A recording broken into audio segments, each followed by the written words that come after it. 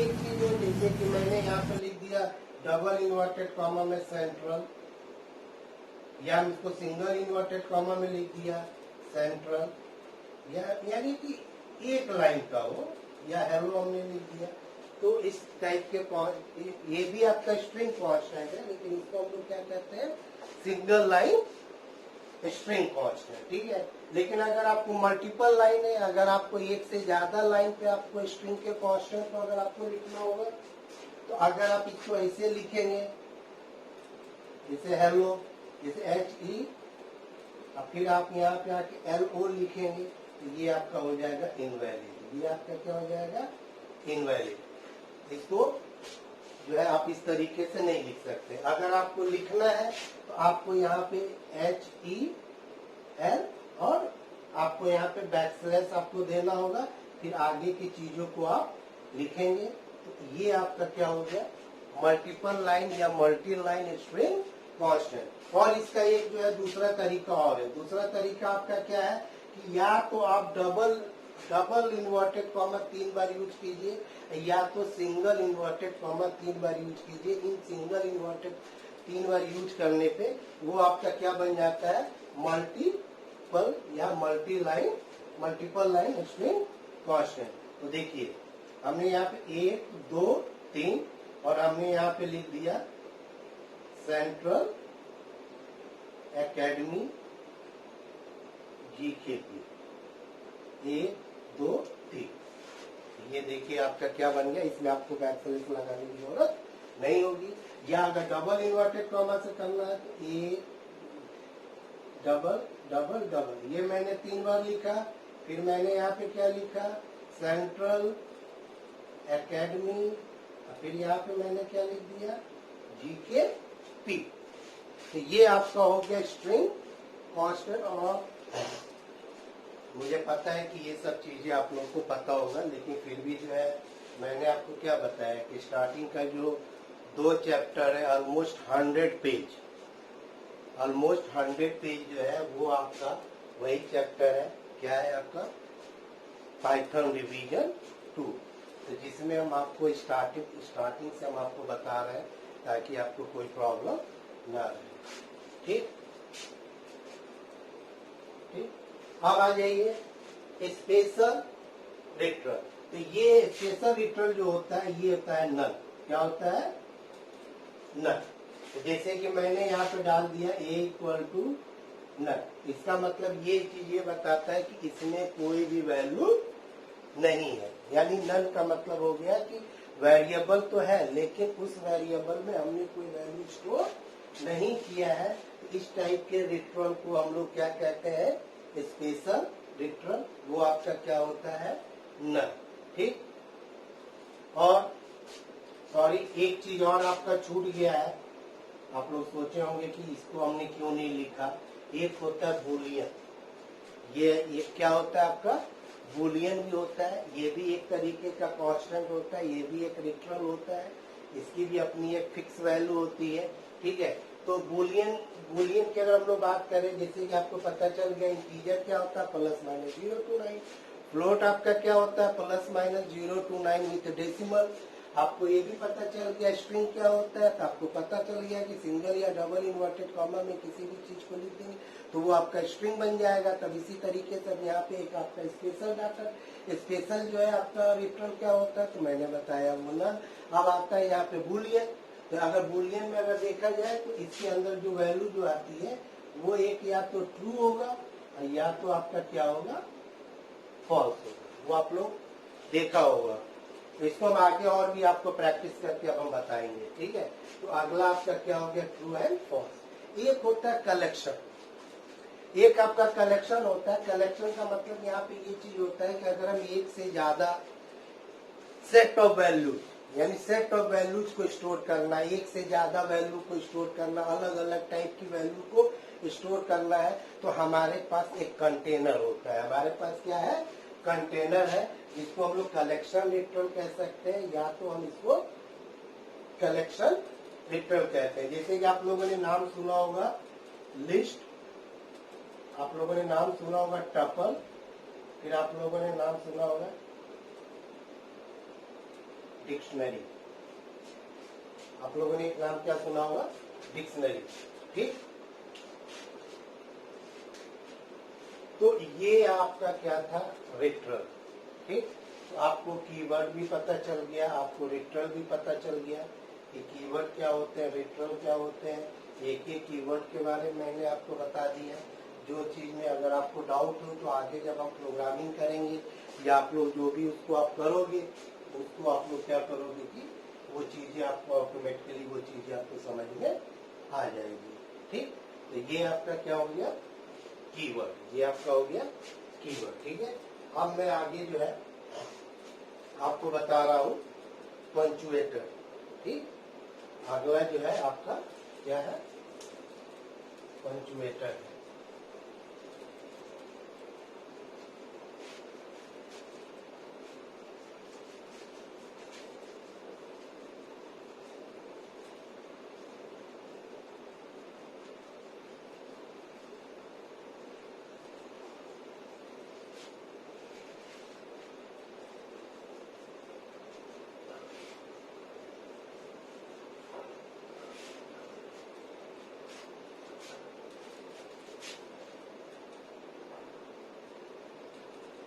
पंचुएटर ये भी एक आपका टोकेंस होता है। ठीक है, ये भी एक क्या है, आपका टोकेंस है। अब इसमें ये चीज है कि ये पंचुएटर क्या होता है। ठीक है, तो पंचुएटर आपका क्या होता है,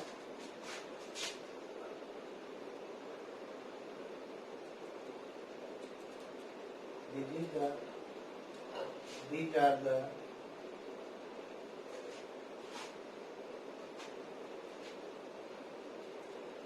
the valid symbols which used for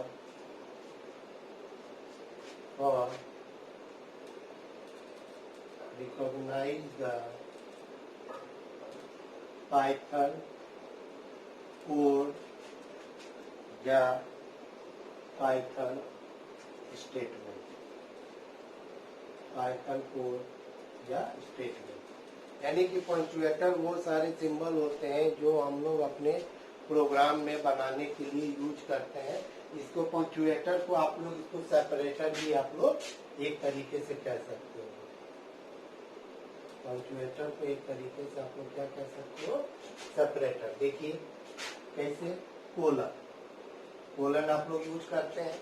कोई भी इफ हो या एल्स हो या फॉर हो तो आप लोग क्या यूज करते हो, कोलन, जो कि प्रॉपर ये बताता है, ये हमारे प्रोग्राम के बेसिक बिल्डिंग ब्लॉक के इंडेंट को बताता है कि कौन सा स्टेटमेंट कहाँ पे है। आप लोगों ने ये भी यूज किया होगा, ये चीज बताता है कि हाँ ये एक तरीके का सेपरेटर है, एक तरीके का ये पंचुएटर है जो कि यूज किया जाता है लिस्ट वगैरह के लिए।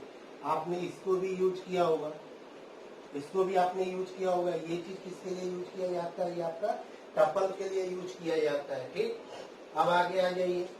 आप लोगों ने ये भी देखा होगा क्या कहा जाता है, ये डबल इन्वर्टेड कॉमा, ये सिंगल इन्वर्टेड कॉमा, फिर कॉमा। ठीक है, फिर इसके बाद से आप लोगों ने हैश, ये हम लोग कमेंट के लिए यूज करते हैं, इसके लिए है, ये कमेंट के लिए है। इसके अलावा भी और भी कुछ सिंबल होते हैं जिसको हम लोग यूज करते हैं। तो ऐसे सिंबल जो कि आपके पाइथन के कोड को रिप्रेजेंट करता हो या पाइथन के स्टेटमेंट या प्रोग्राम को जो रिप्रेजेंट करे, उसको हम लोग क्या कहते हैं, पंचुएटर कहते हैं। उसको हम लोग क्या कहते हैं, पंचुएटर कहते हैं। ठीक है, तो मेरे हिसाब से ये चीज है कि आपको जो है पंचुएटर वगैरह भी आपको समझ में आ गया होगा। ठीक है, तो अब हम आपको जो है अगला जो है वो मैं जो आपको बताने के लिए जा रहा हूँ,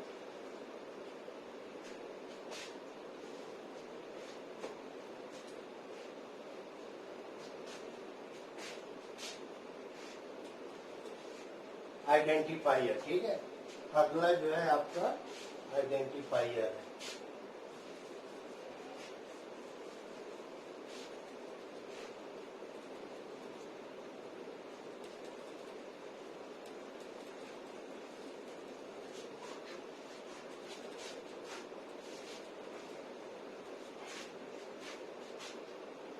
आइडेंटिफायर, इसको दूसरे शब्दों में हम लोग नेम्स कहते हैं। क्या कहते हैं? नेम्स कहते हैं। आइडेंटिफायर मतलब नेम्स। नेम्स का मतलब यहाँ पे क्या होता है, जो हम लोग अपने प्रोग्राम में जो वेरिएबल हम लोग, हाँ इसको हम लोग वेरिएबल भी कहते हैं। इसको हम लोग क्या कहते हैं? वेरिएबल भी कहते हैं। जैसे आप लोग अपने प्रोग्राम में वेरिएबल वगैरह आप लोग डिक्लेयर करते हैं, इसमें आप लोग क्या करते हैं कि वैल्यू स्टोर करते हैं। तो आप यहाँ पे क्या लिखोगे? Variable are the memory location name where the related constant value are stored, where constant value are stored। ठीक है, तो अब आ जाइए आइडेंटिफायर। आइडेंटिफायर जैसे कि मैंने यहाँ पे कहा a equal to 10, b equal to 7.6 और c equal to double inverted comma हमने दे दिया सेंट्रल। ठीक, तो ये जो आपका a b c ये आपका क्या है? आइडेंटिफायर है। आइडेंटिफायर मतलब ये एक नाम है। ये क्या है? नाम है। और ये नाम कौन देता है? प्रोग्रामर देता है। ये नाम कौन देगा? जो भी यूजर है वो देता है। उसको ये पता होना चाहिए कि हमने अपने प्रोग्राम में किस किस नाम के वेरिएबल हमने स्टोर किया है। क्योंकि वेरिएबल हमको जैसे a इक्वल टू 10 दिया है, यानी कि a एक वेरिएबल हो गया जिसमें एक वैल्यू स्टोर कर दिया गया, वो आपका क्या है? 10 है।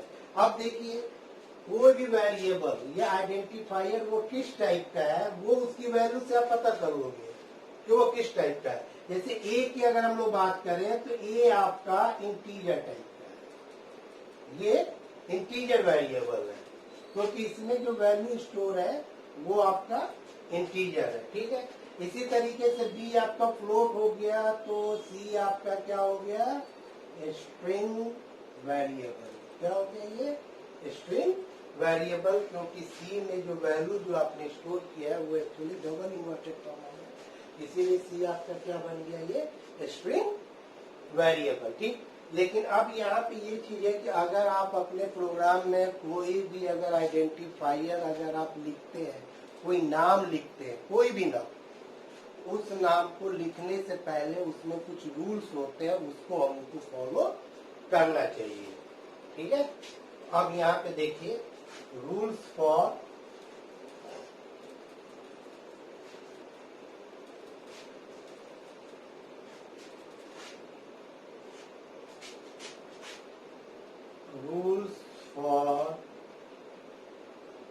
naming the identifier।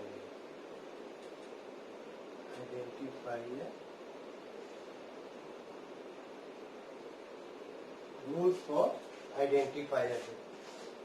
कोई भी वेरिएबल अगर आप प्रोग्राम में, चाहे वेरिएबल का नाम हो, लिस्ट का नाम हो, टपल का नाम हो, डिक्शनरी का नाम हो, फंक्शन का नाम हो, कोई भी अगर हम लोग नाम अगर किसी भी तरीके का हम अपने प्रोग्राम में अगर हम डिक्लेयर करते हैं तो उसको यानी कि उस नाम को लिखने का क्या है, उसका भी एक अपना एक रूल होता है।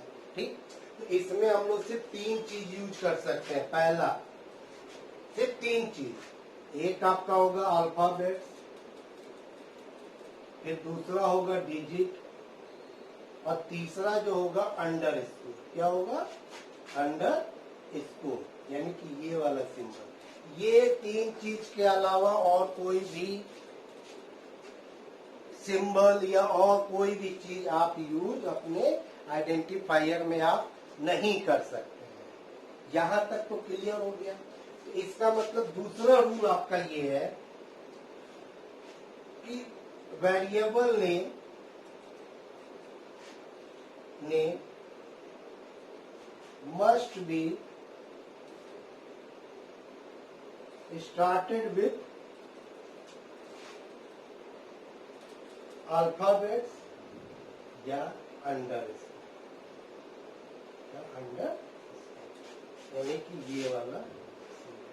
तो जो भी आपका जो है आपका क्या कहा जाता है कि जो भी आपका जो वेरिएबल का जो नाम है वो किससे स्टार्ट होगा, अल्फाबेट से या तो अंडर स्कोर से।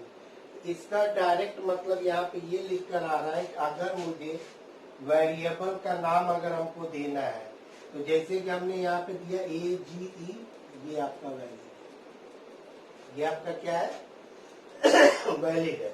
अगर हम इसी को यहाँ पे दे दे 5AGE तो ये आपका इनवैलिड है। अब आप लोग पूछोगे कि इनवैलिड क्यों है, क्योंकि यहाँ पे आपका लिखा गया variable name must be started with alphabets या तो अंडर स्कोर। अगर आप इस तरीके से दे रहे हो अंडर स्कोर AGE तो ये आपका वैलिड है। ठीक, बस इतना याद रखिएगा कि आप जो भी आप वेरिएबल का नाम जो आप लिखोगे उसमें अल्फाबेट होगा, डिजिट होगा और तीसरी चीज क्या होगी, अंडर स्कोर। इसके अलावा और कोई भी चीज आप उसको यूज नहीं कर सकते। दूसरा रूल आपका क्या है कि variable name must be started with alphabet और अंडर स्कोर, यानी क्या कोई भी अगर वेरिएबल का नाम है या तो आप उसको अल्फाबेट से स्टार्ट करोगे या तो अंडर स्कोर से। ठीक, क्लियर। अब आइए अगला रूल, वो आपका तीसरा रूल है। ठीक है, थर्ड रूल है।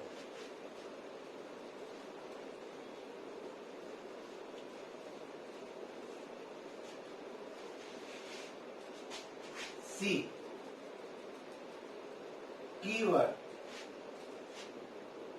keywords are not allowed as identifier।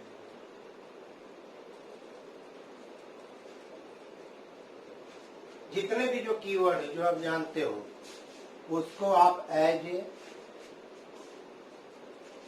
Identifier आप यूज नहीं कर सकते। फॉर एग्जाम्पल आप ये देखिए, आपने आइडेंटिफायर का नाम लिखा एल्स, तो ये आपका इनवैलिड है। क्यों? क्योंकि एल्स एक कीवर्ड है। हाँ, लेकिन ये अगर आप लिख देते हो कैपिटल ELSE तो ये आपका वैलिड माना जाएगा। क्यों वैलिड माना जाएगा? क्योंकि मैंने आपको बताया है कि जो पाइथन जो लैंग्वेज होता है वो आपका केस सेंसिटिव होता है। क्या होता है वो? Case sensitive. केस सेंसिटिव का मतलब आपका ये हो गया कि स्मॉल और कैपिटल अलग अलग तरीके से आइडेंटिफाई किए जाते हैं। ठीक है, अगर आपने ये लिखा FOR तो ये आपका इनवैलिड है।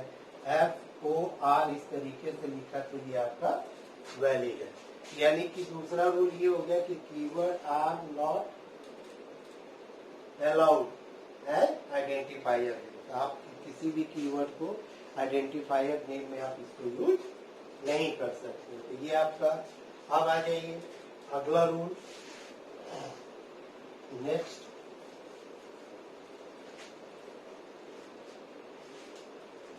No space allowed within variable. Within variable, अगर आपको कोई वेरिएबल का नाम अगर आप लिख रहे हैं और अगर आप उसके बीच में अगर आप स्पेस दोगे तो वो इनवैलिड नहीं माना जाएगा। जैसे कि फॉर एग्जाम्पल अगर हमने वेरिएबल का नाम लिखा CENTRAL, ये आपका इनवैलिड है। इनवैलिड क्यों है? क्योंकि इन दोनों के बीच में क्या स्पेस है। इसका मतलब ये हो गया जो आइडेंटिफायर का जो नाम होना चाहिए वो क्लोजअप होना चाहिए। क्लोजअप का मतलब हो गया कि बीच में किसी तरीके का गैप नहीं होना चाहिए। हाँ, लेकिन आपको लग रहा है कि आप चाह रहे हो कि नहीं ये और इन दोनों के बीच में गैप रहे, उस गैप को आपको किससे फिल करना पड़ेगा? अंडर स्कोर से। इसको किससे फिल करना पड़ेगा?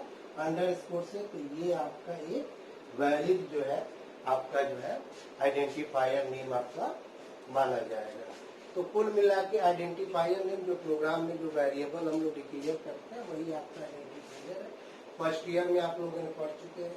एक तरीके से ये आपका रिवीजन है ताकि जो है आपको अगर फर्स्ट ईयर में कोई कंफ्यूजन आ गया हो या कोई चीजें ना समझ में आई हो तो आप इस वीडियो के थ्रू आप इसको समझ सकते हैं। ठीक है, आपका जो नेक्स्ट टॉपिक है वो आपका इसी का जो है आपका ऑपरेटर है। क्या है वो? ऑपरेटर है। तो आपको पता है कि ऑपरेटर बहुत तरीके के होते हैं। उस ऑपरेटर का मैं अगला वीडियो जो है जब मैं बनाऊंगा तो मैं उसको डाल दूंगा, ठीक है। और अगर किसी भी स्टूडेंट को कोई भी अगर डाउट, क्योंकि ये भी स्टार्टअप है, यह भी स्टार्टअप है, ऐसा नहीं है कि हम कोई चीज मैं आपको अलग से एक्स्ट्रा कुछ में बता रहा हूँ, कुछ एडवांस में बता रहा हूँ। ये जो कुछ भी है ये आपका फर्स्ट ईयर का है। अब आप अभी से ही जो भी फर्स्ट ईयर की जो कॉपी है उसको आप लेके वहीं से आप लोग स्टार्ट हो जाइए। हाँ, किसी को डाउट हो, किसी को कोई कंफ्यूजन हो, कोई अगर हो तो आप हमको व्हाट्सएप पे आप हमको मैसेज आप कर दो, जो भी डाउट होगा उसको देख लिया जाएगा, उसको क्लियर कर लिया